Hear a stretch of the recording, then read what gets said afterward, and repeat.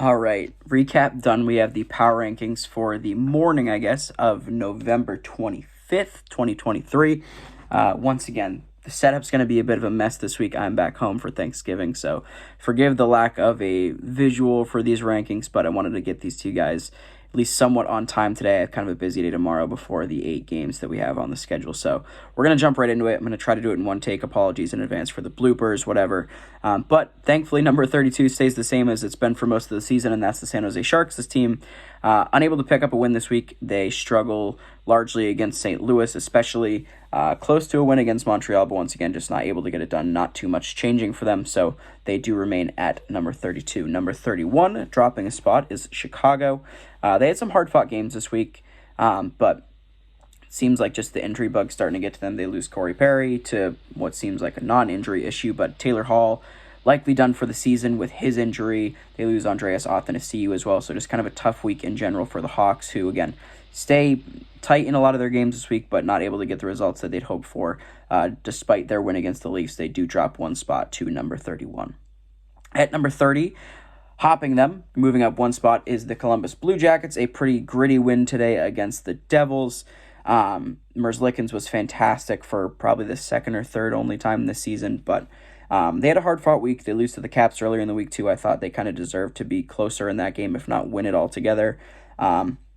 Same troubles they've been having all season, though, really. They just can't really put together a full 60-minute effort. Their big guys, as we've seen in a lot of the headlines, have not been performing to the level necessary for them to be successful. So still tough going for the Blue Jackets, but they do move up a spot, largely thanks to the Blackhawks dropping. At number 29, this team's dropping 7 spots this week, and that's Minnesota. Minnesota just still struggling to keep the puck out of their own net, can't finish a full 60 minutes, much like Columbus. Their big guys are not getting enough done. I think Joel Eriksson might lead the team in scoring, which is, not a bad thing. He's a great player, but you need some guys like Kaprizov, Boldy, etc. to be leading the way there. And frankly, this is a team that just doesn't have the goal scoring to be able to have average or below goaltending, and right now that's what they're getting. So they dropped 7 spots. We'll see if they can rebound starting next week, but it's been a tough go of it for the last 3 or so weeks for Minnesota. At number 28, staying put from last week, it's the New York Islanders. This team will probably jump up next week if they continue their little winning streak that they're on right now. I think they're on a 3 or 4 game. Just some teams in front of them not really dropping enough to be able to elevate them.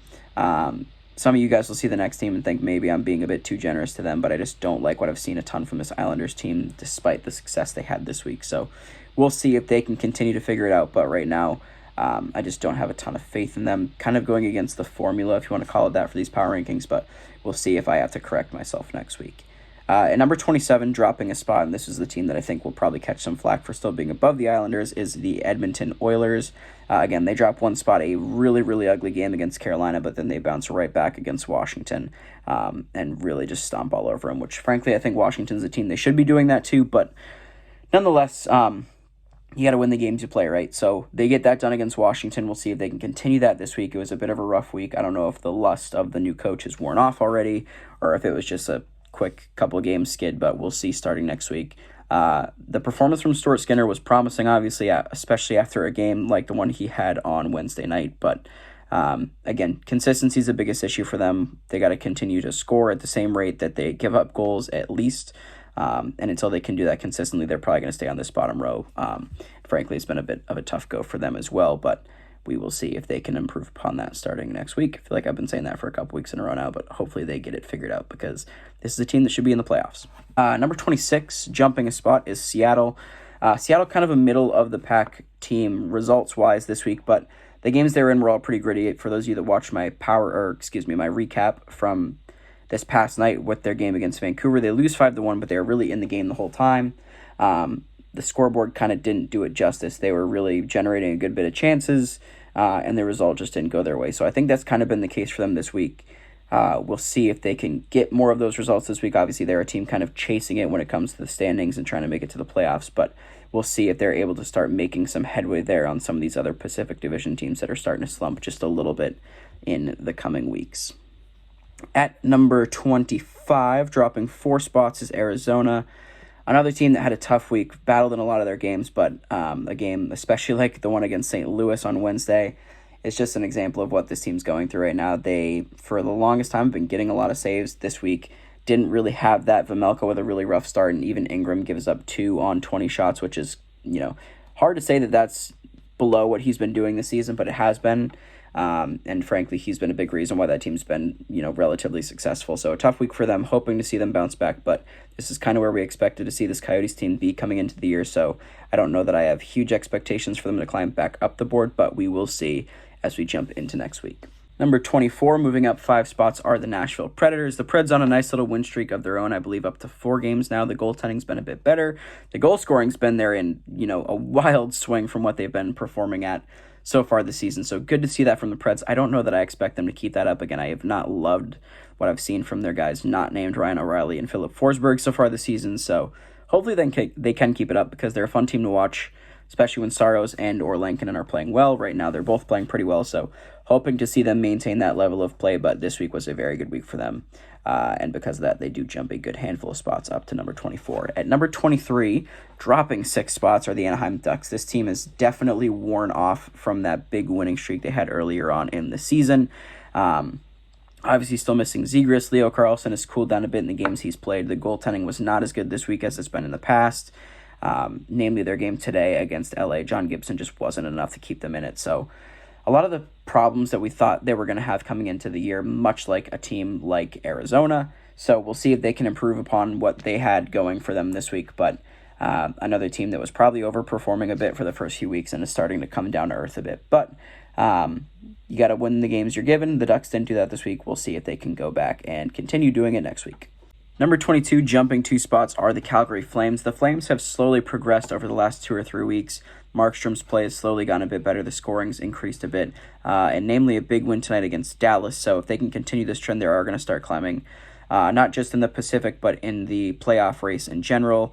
Of course, if you play consistently and get wins every week, you're going to climb this list too, and that's exactly what started to happen for the Flames, who I think bottomed out at 27th or 28th. So good to see them continue to hop up this list. Only 2 spots this week, but progress is progress, so we'll see if the Flames can keep it up moving forward. Number 21, dropping 3 spots, are the St. Louis Blues. This team is just really hard to gauge. They play really good for a few games, and then this week they just drop a couple eggs. The goaltending dropped off a lot. They scored early on in the week, and then later in the week didn't, aside from that game against Arizona, but Arizona having some struggles of their own, not giving them a ton of benefit for that, and just, frankly, a really sloppy game. Neither goalie on either side played well. So just tough to gauge. The results weren't hugely there, again, aside from that game against Arizona. So we'll see if they can figure it out and find that consistency moving forward. That's been the biggest issue for them to this point. It seems like the goaltending's good and the scoring's not, or the scoring's good and the goaltending's not. They had a couple games where both were good, but in large parts, it's one or the other. So if the Blues can continue to piece together, have both of those partners performing pretty well, they'll be an okay team. But for now, the results just weren't there, so they dropped 3. The biggest drop by far this week, to number 20, dropping 11 spots, are the New Jersey Devils. I think I had the Devils probably a bit too high last week, not really dropping them despite some of the results they had and just trusting the eye test. This week they did not look good and the results were not there. And we're getting to a point where they are kind of in the same boat as Edmonton in that they need to make a move. And Vitek Vanacek is not good enough to be the starting goalie there. His numbers are piss poor, respectfully. And Schmid's not really doing any different. He had a good effort today against Columbus, but the team only scores 1 goal. He gives up 2. You lose the game. And they can't afford right now to lose to a team like Columbus when they're, I think, 8-8-1 or 9-8-1, something like that. They're right in the middle of the mess that is the Metropolitan Division, but this team should be a playoff team without question. So they need the results. They need Nico Hischier back desperately. I mean, it's showing in large quantities how big of a piece he is for this team. And without him, they're clearly struggling quite a bit. So they need some saves, they need a few more goals, and they need their leader back really bad. But just a rough last few weeks for the Devils. They dropped pretty significantly. Kind of a correction for the rankings here. We'll see if they can start to hop back up the list. They have the talent to do it. I'm not overly concerned about them long term, but just a really rough stretch for them lately. And again, they need some saves. It's been tough. Number 19, jumping 1 spot, is the Buffalo Sabres. This team, much like some of these other middle-of-the-pack teams, just been pretty gritty lately, finding ways to win without their biggest goal scorer in Tage Thompson. UPL, once again, continues to be impressive. A good game today against Pittsburgh. He is proving again and again he deserves to be the starter despite all the hype around Devin Levi. So I'm hoping to see that be the case moving forward so that this team can make some consistent forward progress. But some good games this week. They hung in all of them. Hoping to see them continue to do that moving forward. If they can, they'll climb not just this list, but the Atlantic Division standings, which not nearly as wide open and messy as the Metro is, but still there for the taking if they so choose. At number 18, jumping 5 spots, are Montreal. This team kind of back and forth as well, but just the way they've been playing a lot of their games has been pretty good looking to me, at least. It's really an effort thing. The next team on this list is in the same boat. Both these teams kind of seem to mirror each other. One does well, the other performs well. They'll win for a couple of games, then frankly, it wouldn't surprise me if next week Montreal drops back down, or if they have another good week next week and then fall back the next week. But we'll see what they do. But the team that's been synonymous with them for large parts of the season at number 17, moving up 8 spots, is Philadelphia. The Torts effect is still well and good there. I don't know that I expect them to make it into that second row again this year, but 8's a big jump. Of course, they've been playing real well, though. Carter Hart has looked good. Sam Ersson had a really good game earlier this week as well. So all things kind of clicking for them. The big guys, or relatively speaking, big guys for this team, Konechny, Tippett, Frost in the games he's playing, Joel Farabee have all been really, really good. Travis Sanheim continues to be very surprisingly impressive. For those of you that watch my video, he made my 10 biggest surprises early on to start the year. So some good things going on for the Flyers. We'll see if they can keep it up long term. I don't know that I have a ton of faith in them doing that, but like I said, for Montreal, they're a team that's pretty back and forth. When they're playing well, they're hard to play against, a pain in the butt. And right now, that's exactly what's going on. So we'll see if they can keep that up over the next week. At number 16, jumping 3 spots, are the Washington Capitals. Their win streak did come to an end today against Edmonton, but a pretty successful week all in all.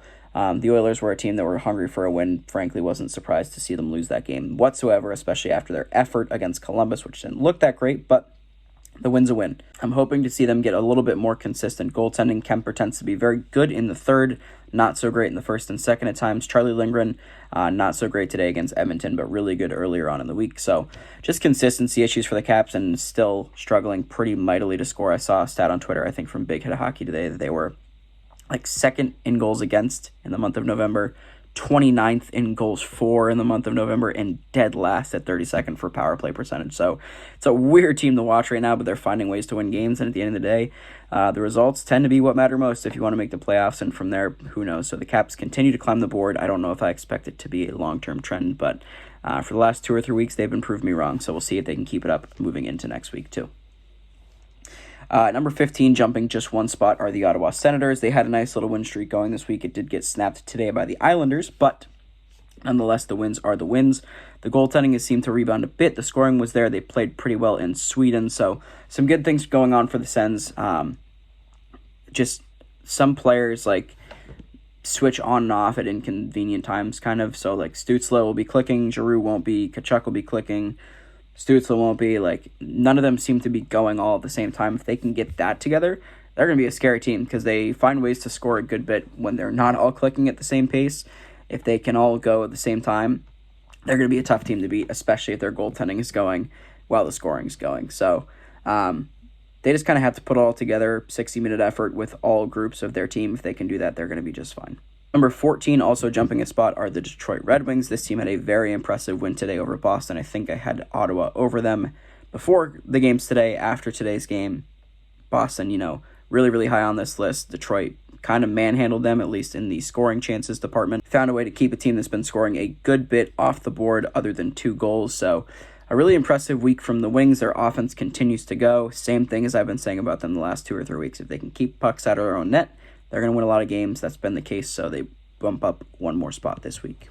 All right, I think my voice is starting to go, so forgive me if you guys start to hear that, but we're going to power through the rest of this. So number 13, dropping 1 spot, are the Toronto Maple Leafs. This team just, again, 60 minutes is a hard thing to put together. I understand that, but against a team like Chicago, that just has to happen.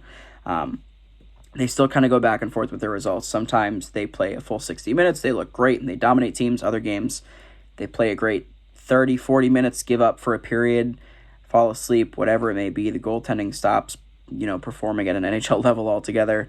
And you have results like today's. So Samsonov was not the worst player on the ice today, I don't think, but in other games, of course, he has been.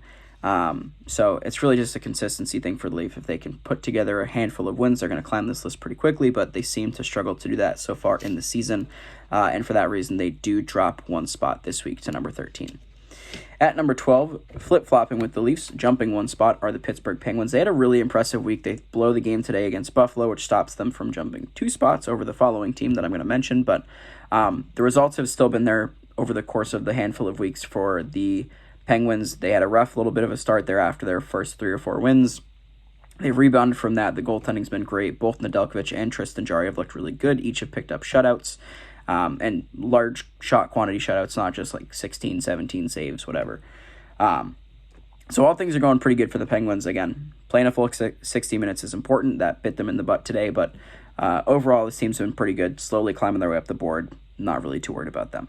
At number 11, jumping 3 spots, is the Tampa Bay Lightning. They see Andrei Vasilevsky return tonight. He stops 22 of 24. They had, again, back-and-forth results over the course of the week, but their biggest problem is likely behind them now, assuming Vasi stays healthy and performs the way that we know he can. So if that's the case, man, this team is going to be scary, and they showed that tonight. They only get 14 shots. They score on 8 of them. Like, it's just unreal how good this offense can be when they choose to be. Obviously, 14 shots isn't really what you want in a game, don't get it wrong, but it's just they have so much talent up front. Their depth guys always find a way to perform, which is super frustrating for teams that don't have a ton of depth, like my Caps. But they've been fun to watch, even though I'm not a Bolts fan. Having Vasi back, of course, is good for the league and good for me as a goalie fan, good for all the goalie fans out there. So happy to see the Bolts succeeding for now until the playoffs when they probably terrorize everybody. But they move up 3 spots. The results will probably continue to be there for them. And for this week, they jump 3. We'll see what else happens in the following weeks now that they have a top 3 NHL goalie back on their roster to go with that top 3 offense that they have so far this season. At number 10, dropping 2 spots, are the Carolina Hurricanes. This team, much like some of the other top teams this year, kind of weird, like just back and forth, not super consistent. I guess we're still early enough on in the season that it's not overly concerning, but this is a Hurricanes team that's generally pretty consistent under Coach Rod Brind'Amour. I can't imagine he's super happy with the way they're performing. They are, of course, the beneficiary of the Andrei Vasilevsky return tonight. They only score 2, and they give up 8 on 14. Antti Ranta very much struggled in this game. They're still without Freddie Anderson for the foreseeable future. I don't know that Kochetkov is ready to take on the starting role, so something's got to give here in Carolina. One of these teams that just maybe needs to go out and find a goalie. It doesn't seem like the Jaro Halak tryout worked for them, so I don't know what other options they have, but it seems like they may need to go get something because Antti Ranta has not been cutting it to start the year. For that reason, they drop 2 spots. The goaltending just not keeping up with some of these other teams in the league, especially when scoring in general is popped up this year. At number 9, jumping 2 spots, is Colorado. They go on a pretty good little win streak after their little skid they had the last week or 2 leading up to this. So Georgiev has looked better, still not looking great like he did to start the year, but he's been better. The offense is going a bit more. The defense looks better. Some little hiccups here from Makar. Gerard, it seems like, is going to be out for a little bit in the player assistance program, so hoping for the best for him. But in large parts, this team has looked better over the course of this week. They need, much like a lot of these other teams, to maintain consistency. If they can do that, they're going to be fine. But the biggest thing for this list so far this year has been that teams just pop up and down because they don't have multiple weeks in a row of consistent results. So if the Avs can do that, they'll climb. For now, they find themselves at number 9. A good week. They got to put more than one of those together. At number 8, also jumping 2 spots, is Winnipeg. This team has been putting consistent results together, and it is shown in these rankings. They've been jumping 2, 3, 4 spots pretty much every week since the start of the year. They started, I think, in the 20s, and now they're, of course, up to number 8. So Hellebuck is playing at Hellebuck levels for the first time really all season, which is terrifying because the offense, which wasn't expected to be that great for this team, has also been unbelievable. So all things going right for Winnipeg at this point. A team that steamrolls pretty much everyone they play. Florida played a really, really good game tonight, and they just couldn't find a way to get past Hellebuck or this Jets defense. So it's really impressive stuff from them. They move up from 10 to 8, and we'll see if they continue that trend starting next week. At number 7, dropping 4 spots, is the Dallas Stars. I don't want this to be painting a picture that Dallas has been bad. They had an all right week, but some other teams have just been very, very good lately.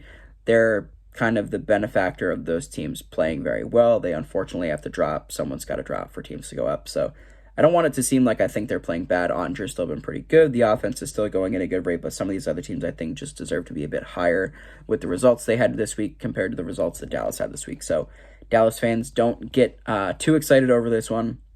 Your team's still playing fine. Bit of a tough game tonight against Calgary, but all in all, they've been pretty good lately. They did defeat the Rangers this week, which was a big win, but not enough to keep them higher on this board. So this week they are at 7. At number 6, the same spot as last week, is Vancouver. This team bit back and forth with the results this week as well. Demko, kind of a shakier week than he's had in weeks past, but ends up finishing it pretty strong here with tonight's game against Seattle. So this team seems to be legit. I don't know. It's so hard to tell. They don't have a ton of depth like some of these other top teams, but they continue to show the results that the playoff team needs to see. So until they prove otherwise, they're going to stay pretty high on this list, but I don't know. I'm trying to keep faith in them as one of my teams I cheer for more, but I just don't know how much I can really get behind this step. This week I was ready to drop them, and then they come in tonight and have a pretty strong game, and they end up staying right back where they were. So we'll see if they can keep it up. The goaltending's been good. They have a back-to-back tomorrow night, so it's a big game for them. Obviously, every back-to-back's tough, but nonetheless, Vancouver stays pretty strong this week, staying at number 6. At number 5, moving up 2 spots, is Florida. Again, they lose tonight to Winnipeg, but I'm not going to punish them too much for that because Winnipeg is one of the better teams in the NHL, maybe the hottest aside from the team that's still at number 1 this week. Bob's been fantastic. He maintains that level of play that we saw in the playoffs from him, maybe a bit of a step down, but he was like Vezina times 2 in the playoffs last year, right? So they've been great. All their players are clicking. They have, again, Ekblad and Montour back. So all things going pretty well for the Panthers. The offense has been surprisingly good.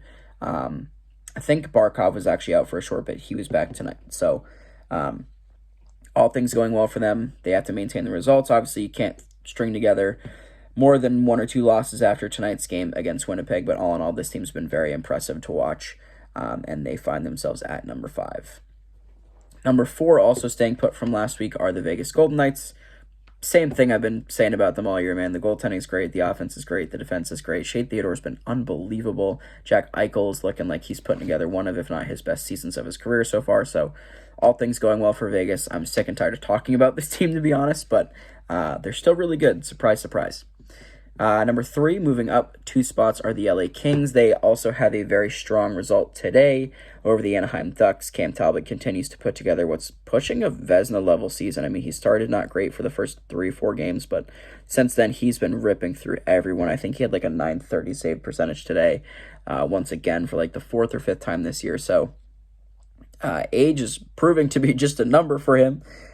He has been fantastic. The goal scoring for the Kings has not slowed up once. I don't know what's going to slow this team down. They are showing out to be very, very balanced. Their defense is stronger than their roster on paper might indicate. I don't know where this team's weakness is until maybe Cam Talbot gets hurt. Then they have an issue. But if that doesn't happen, I don't know what's stopping this team. And number 2, staying put, is the Boston Bruins. Some back and forth results this week, but not enough, I think, to move LA past them. If they have another week like this, LA might jump them, but they have 2 regulation losses on the season, so it's tough to put them anywhere but number 2. And similarly, number 1 is the New York Rangers. This team continues to impress in every facet of their game. The goaltending is unbelievable. Shesterkin has been great since his return from his little injury stint. The offense is unreal. The power play is gross. They're doing just fine still without Adam Fox. I don't know what's going to slow this team down. So they maintained the number 1 spot in the power rankings this week, and that is going to be it for the power rankings of Saturday, November 25th. So let me know what you guys think in the comment section down below. Again, if you're still watching this, I apologize and appreciate you sticking around despite this wobbly camera work and the lack of a formal setup for these videos, but I will be back home next week to record properly. So thank you guys as always for watching. Leave a like if you enjoyed the video. Let me know what teams I screwed up on because I'm sure there's always 1 or 2. Subscribe as well if you haven't already. It is free, and we will catch you guys tomorrow for the regular season recaps. And for those of you that just watched the Power Rankings, we will see you again next Friday or Saturday. Talk to you guys then.